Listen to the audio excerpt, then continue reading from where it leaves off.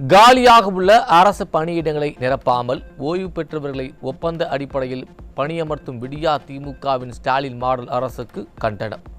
தமிழ்நாடு அரசு பணியாளர் தேர்வாணையம் உடனடியாக தேர்வு நடத்தி அரசு துறைகளில் உள்ள அனைத்து பணியிடங்களையும் நிரப்ப விடியா திமுக ஸ்டாலின் மாடல் அரசுக்கு அதிமுக பொதுச் செயலாளர் வலியுறுத்தார். சென்னை அண்ணா நகர் போக்சோ வழக்கில் 10 வயது சிறுமியின் ஆடியோவை காவல்துறையினரே வெளியிட்டது குற்றவாளியை காப்பாற்றும் முயற்சி. ஸ்டாலினின் நேரடி கட்டுப்பாட்டில் உள்ள காவல்துறைக்கு சென்னை உயர்நீதிமன்றம் கடும் கண்டனம். சேலம் மாவட்டம் கொங்கனாபுரம் அருகே அரசு பள்ளியில் 2ஆம் வகுப்பு மாணவிக்கு பாலியல் தொல்லை கொடுத்த உதவி தலைமை ஆசிரியர் போக்சோவில் சிக்கினார். மத்திய அமைச்சருக்கு வரிந்து கட்டிக்கொண்டு கண்டனம் கூறும் ஸ்டாலின் அரசின் பள்ளிக்கல்வித்துறை அமைச்சர் பள்ளி மாணவர்களின் பாதுகாப்பு குறித்து வாய் திறக்காமல் மௌனம் காப்பது ஏன் என மக்கள் கேள்வி. சென்னையை அடுத்த புழலில் மாணவிக்கு பாலியல் தொல்லை கொடுத்த முதியவர் போக்சோவில் சிக்கினார். திறனற்ற ஸ்டாலின் ஆட்சியில் சட்டம் ஒழுங்கு சீர்கெட்டுள்ளதால் பெண்களுக்கு எதிரான குற்றங்கள் அதிகரிக்கும் அவலம். தென்காசியில் 15 வயது சிறுமியை திருமணம் செய்து கொடுமைப்படுத்தியவர், திருமணத்திற்கு உடந்தையாக இருந்தவர்கள் என 4 பேர் சிக்கினர்.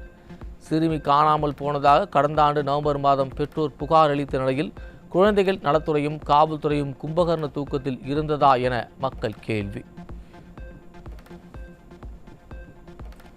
தருமபுரி மாவட்டம் பென்னாகரம் அருகே 15 வயது பள்ளி மாணவிக்கு பாலியல் தொல்லை கொடுத்த ஆட்டோ டிரைவர் போக்சோவில் சிக்கினார். திமுக ஆட்சியில் காவல்துறை மீது சிறிதும் பயமில்லாததால் பாலியல் குற்றங்கள் நாளுக்கு நாள் அதிகரித்து வருவதாக மக்கள் குற்றச்சாட்டு. சென்னை அண்ணா நகரில் டியூஷன் முடிந்து வீடு திரும்பிக் கொண்டிருந்த 9 வயது சிறுவனுக்கு பாலியல் தொல்லை கொடுத்த 13 வயது சிறுவன் போக்சோவில் சிக்கினார். திமுக ஆட்சியில் காவல்துறை மீது சிறிதும் பயம் இல்லாததால் பாலியல் குற்றங்கள் அதிகரித்து வருவதாக மக்கள் குற்றச்சாட்டு. செங்கல்பட்டு மாவட்டம் கூடுவாஞ்சேரி அருகே பள்ளி மாணவிக்கு பாலியல் தொல்லை அளித்த இளைஞர் சிக்கினார். திமுக ஆட்சியில் நாளுக்கு நாள் அதிகரித்து வரும் பெண்களுக்கு எதிரான குற்றச்சம்பவங்களை கட்டுப்படுத்தாமல் அப்பா ஸ்டாலின் என்ன செய்து கொண்டிருக்கிறார் என மக்கள் கேள்வி. தூத்துக்குடி மாவட்டம் ஒட்டப்பிடாரத்தில் பெற்ற மகளுக்கு பாலியல் தொல்லை அளித்த கொடூர தந்தை சிக்கினார். திறனற்ற திமுக ஆட்சியில் பெண்களுக்கு எதிரான குற்றச்சம்பவங்கள் அதிகரித்துள்ளதாக குற்றச்சாட்டு. சென்னை எர்ணாவூரில் 20 வயது கல்லூரி மாணவியை ஆபாசமாக படம் பிடித்து மிரட்டி 24 வயது இளைஞர் சிக்கினார். தமிழகத்தில் அதிகரித்து வரும் பாலியல் குற்றங்களை அப்பா ஸ்டாலின் கண்டுகொள்ளாததால் பெண்கள் நாள்தோறும் பல்வேறு இன்னலுக்கு ஆளாவதாக வேதனை. மதுரை அலங்காநல்லூர் அருகே மது அருந்தும் போது நண்பர்களுக்குள் ஏற்பட்ட சண்டையில் இளைஞர் கத்தியால் குத்தி கொலை. ஸ்டாலினின் திறனற்ற ஆட்சியில் மது போதையால் கொலை சம்பவங்கள் அதிகரித்து வருவதாக பொதுமக்கள் வேதனை. கோவை மாவட்டம் பொள்ளாச்சியில் போதை ஊசி பயன்படுத்திய 8 பேர் பிடிபட்ட நிலையில் அவர்களிடமிருந்து 4 போதை ஊசிகள் பறிமுதல். தீயசக்தி திமுகவின் டேடிசன் அரசு போதைப் பொருட்கள் நடமாட்டத்தை கட்டுப்படுத்த நடவடிக்கை எடுக்காமல் வெற்று விளம்பரங்களில் திளைத்து வருவதாக மக்கள் கடும் விமர்சனம்.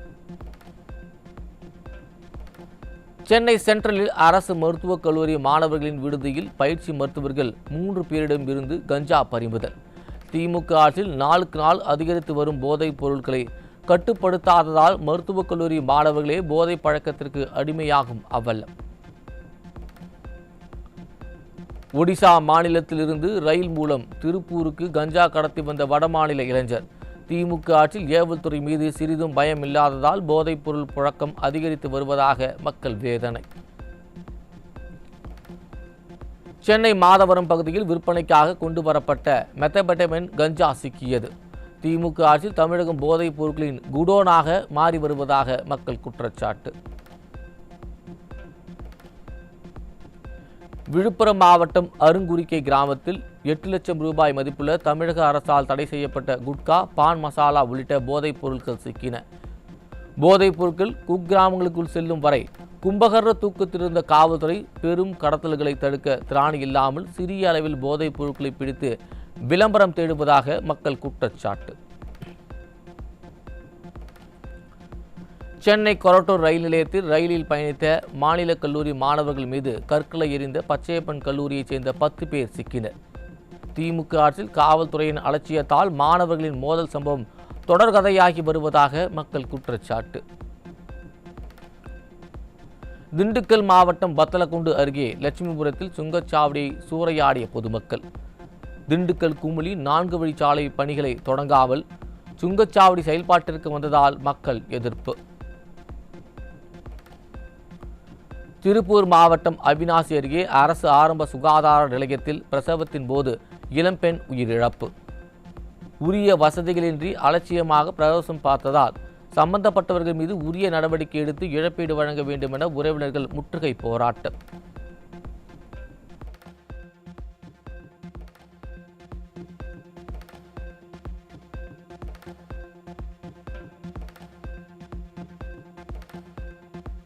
மதுரை காமராஜபுரத்தில் செல்போனில் பப்ஜி கேம் விளையாடிய சிறுவன் தற்கொலை.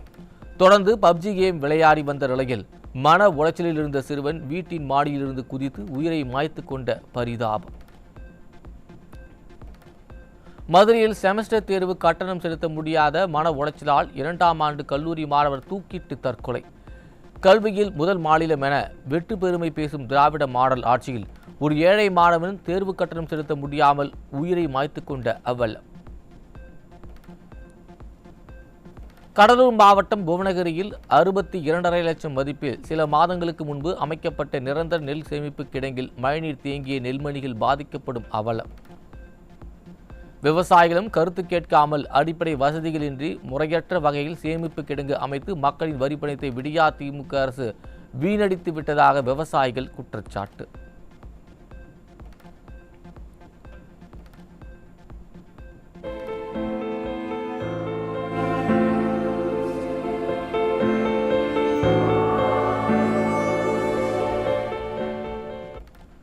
விழுப்புரம் மாவட்டம் செஞ்சி அரசு ஒழுங்குமுறை விற்பனை கூடத்தில் பழுதடைந்த கிணற்றுக்குள் லாரி விழுந்ததால் தமிழ்நாடு நுகர்பொருள் வாணிப கழகத்திற்கு சொந்தமான 600 நெல் மூட்டைகள் நீரில் மூழ்கி சேதம்.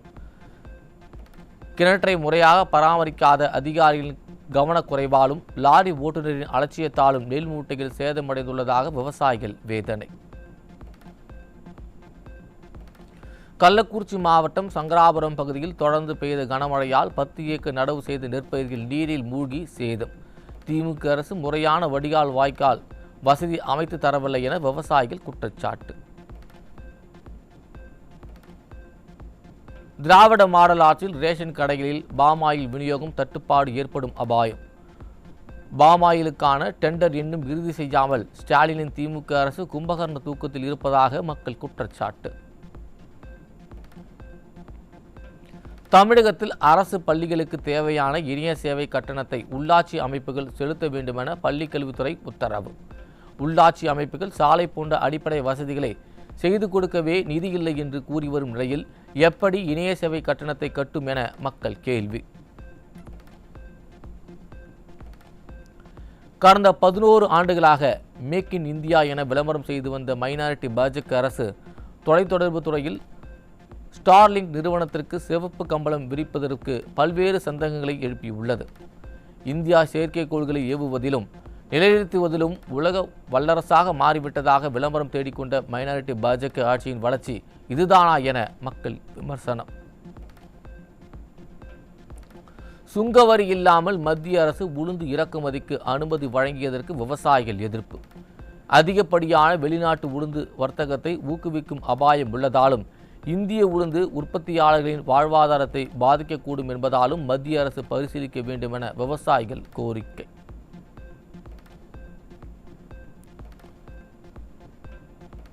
வெளி மாநிலங்களிலிருந்து பூண்டு வரத்து அதிகரித்துள்ளதால் விலை வீழ்ச்சி.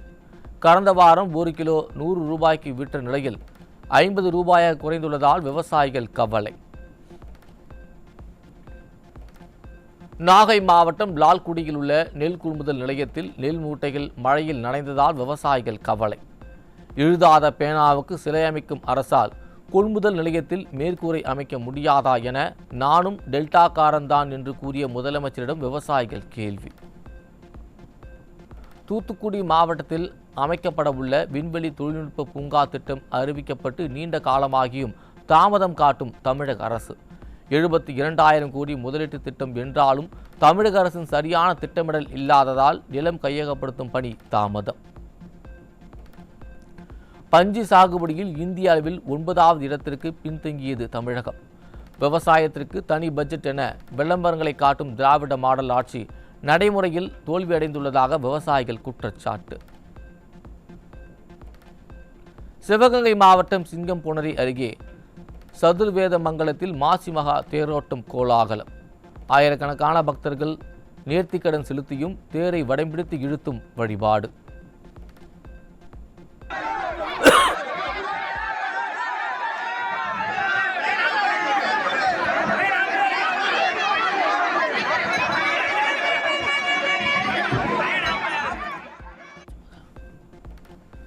கும்பகோணம் சக்கரபாணி சுவாமி ஆலயத்தில் மாசிமக பெருவிழாவை ஒட்டி தேரோட்டம். ஏராளமானோர் கலந்து கொண்டு சுவாமி தரிசனம். கோவை, நீலகிரி, ஈரோடு, திருப்பூர், திண்டுக்கல், தேனி உள்ளிட்ட 6 மாவட்டங்களில் கனமழைக்கு வாய்ப்பு. சென்னை மற்றும் புறநகர் பகுதிகளில் மழைக்கு வாய்ப்பு என சென்னை வானிலை ஆய்வு மையம் அறிவிப்பு.